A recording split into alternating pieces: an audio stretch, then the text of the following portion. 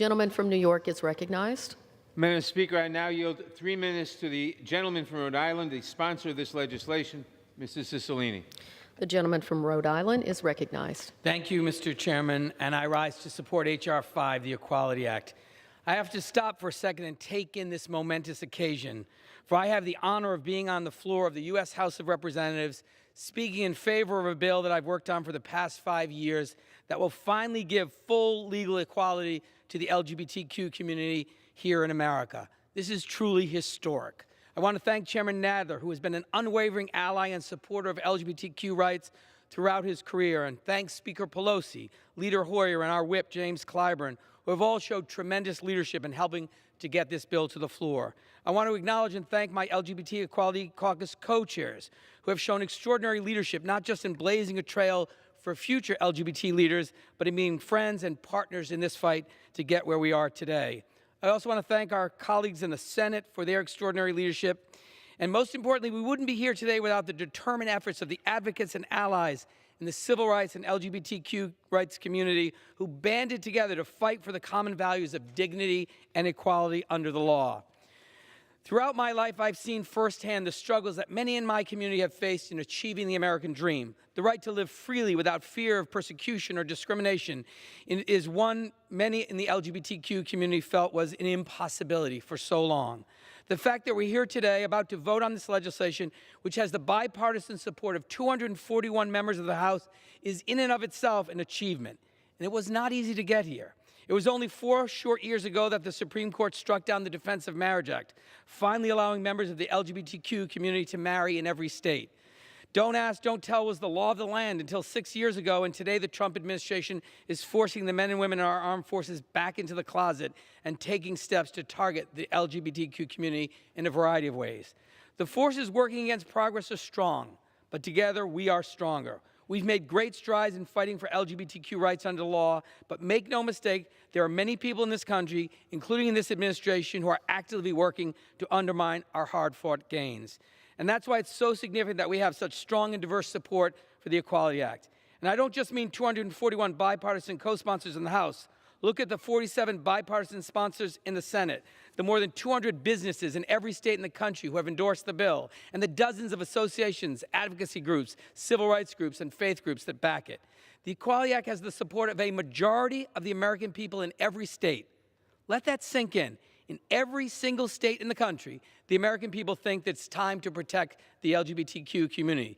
There is nothing more central to the idea of America, nothing that has contributed more to the exceptionalism of our country and the prosperity of America than the guarantee of equal protection of the law for every single American. And they support this bill all across this country because it makes sense. It's common sense. It adds sexual orientation and gender identity as protected classes through existing civil rights law, ensuring that the LGBTQ community enjoys the same protections as everyone else, nothing more and nothing less. I want to take a moment to talk about what the Equality Act doesn't do. I just ask for one more minute? Madam Speaker, I yield the gentleman an additional minute. I want to take a moment to talk about what the Equality Act doesn't do. There's been a lot of misinformation about this bill floating around, and I want to assure my colleagues and the American people what the facts really are. The Equality Act doesn't force priests or other clergy to perform same-sex marriages or any other religious ceremonies against their beliefs. It doesn't eliminate women's colleges, fraternities, or sororities, or other non-discriminatory sex-segregated programs. The Equality Act doesn't prevent parents from having control over their children's medical decisions or force doctors to provide treatment against their best judgment or religious beliefs. And the Equality Act doesn't eliminate women's sports. The Equality Act doesn't force churches to act as public accommodations or eliminate the ability of religious institutions to accept federal money. Here's what the Equality Act does. It ensures that every child of an LGBTQ parent will not be turned away from the pediatrician's office. It ensures that transgender teenagers can attend school without fear for their safety. And it ensures that LGBTQ employees can't get married on Saturday, post pictures on social media on Sunday, and they get fired on Monday. The Equality Act is quite literally a life-saving bill that addresses some of the fundamental inequalities that still exist in the American legal system. The time is now. The moment is here. Future generations will look back on this day as the moment where our elected leaders showed what side of history they're on. We're on the right side of history. Let's pass the Equality Act today with overwhelming bipartisan support, and I thank the gentleman for the additional time. The gentleman from New York reserves. Gentleman from California is recognized. Madam Speaker, I yield 3 minutes to the gentlelady from Arizona, Ms. Lesko. The gentlewoman from Arizona is recognized. Thank you, Madam Speaker. I rise in opposition to H.R. 5. Madam Speaker, H.R. 5, the so-called Equality Act, should really be called the Forfeiting Women's Rights Act. According to multiple experts, lawyers, and organizations, H.R. 5 would indeed prohibit, in all circumstances, under penalty of federal law, any acknowledgement of the reality of biological sex, would allow anyone at any time to declare that he or she identifies as the opposite sex without any medical or psychological diagnosis. It would erase women and girls' rights by requiring facilities such as schools, churches, dormitories, domestic violence shelters, homeless shelters, to allow biological males who identify as women in women's bathrooms, women's and girls' shelters, women's and girls' showers, and in women's locker rooms. This will indeed violate women's privacy and can ultimately violate their safety. The danger to women when biological men seek to claim female identity should seem obvious, but it is being ignored by proponents of this bill. H.R. 5 puts women at risk by promoting a federal law that would overrule any restriction on gender identity claims and abolish the protections of biological sex-specific practices and spaces. H.R. 5 will eliminate women and girls sports by requiring that men and boys be allowed to compete in women's and girls sports. This is already happening. H.R. 5 will also require doctors to provide sex change surgeries and sex change hormones to adolescents without parental consent and without a medical or psychological diagnosis. This could permanently sterilize young girls. H.R. 5 denies constitutional religious protections by totally eliminating the bipartisan Religious Freedom Restoration Act, which was supported by so many Democrats back then. And this is being done for the first time ever since the act was passed. Congress should only pass laws that protect women, not threaten, silence, or abandon them. In fact, H.R. 5 puts everything that women have worked so hard to gain, opportunities and protections, at risk. I believe that in our society, law should seek to protect the safety and privacy of every woman and girl. 30 seconds. The gentlelady an additional 30 seconds. Thank you, The Madam lady is Speaker. recognized. Thank you. This bill actually does the opposite. H.R. 5 prioritizes the rights of some Americans over the rights of others. This is not equality. This is far from it.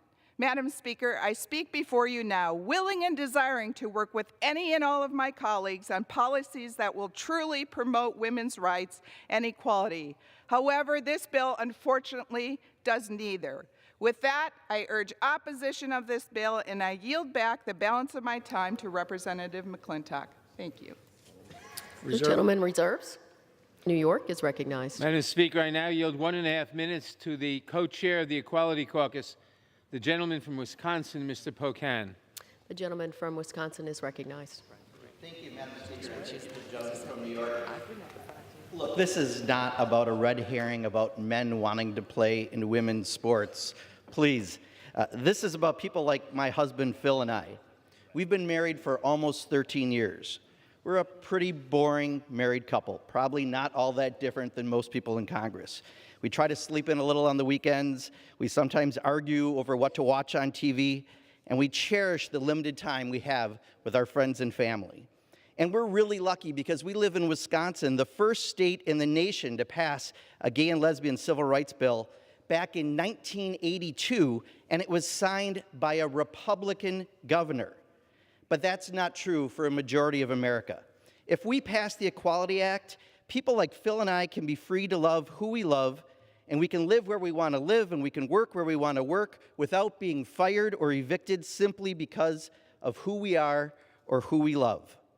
That's pretty simple, pretty normal, pretty American.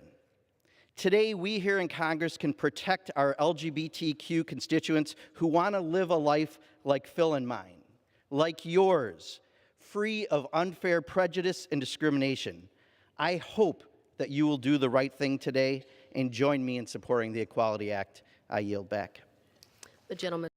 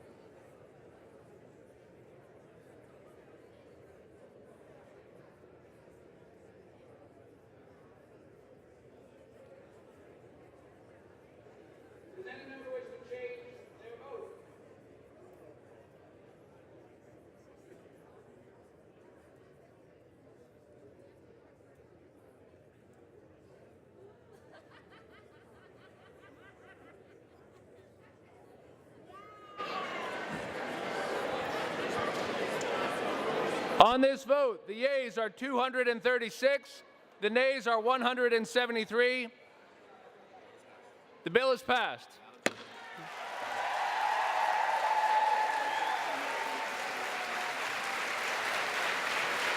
Without objection, the motion to reconsider is laid on the table.